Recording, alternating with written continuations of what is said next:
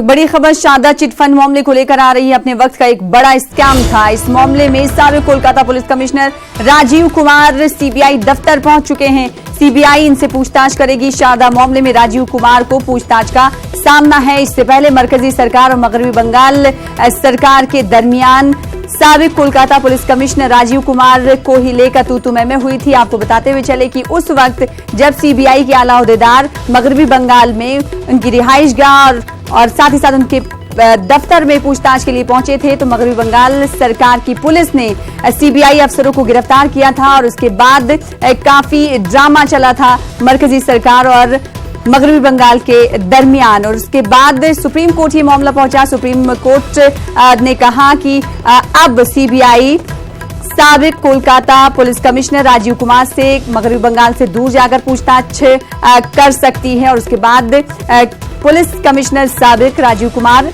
कहीं और जाकर उनसे सीबीआई ने पूछताछ की। और अब ये खबर आ रही है कि साबिक police commissioner Rajiv Kumar CBI दफ्तर पहुंचे हैं। सीबीआई इनसे पूछताछ करेगी। शारदा मामले में राजीव कुमार को पूछताछ का सामना है।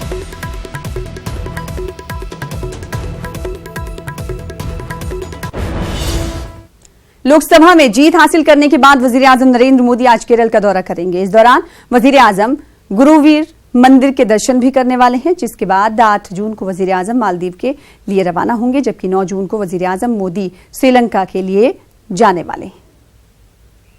कांग्रेस लीडर शशि थरूर को वजीर-ए-आजम के सिलसिले में दिए गए मुतनाज़ा बयान से ताल्लुक केस में जमानत मिल गई है। शशि थरूर ने वजीर-ए-आजम को शिवलिंग पर बैठे बिच्छू से ताबीर किया था। दिल्ली की राउज एवेन्यू कोर्ट में शशि थरूर के खिलाफ हत्या इज्जत का मुकदमा दायर किया गया था।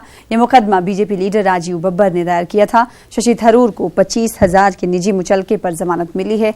मामले की अगली सुनवाई 25 जुलाई को होगी।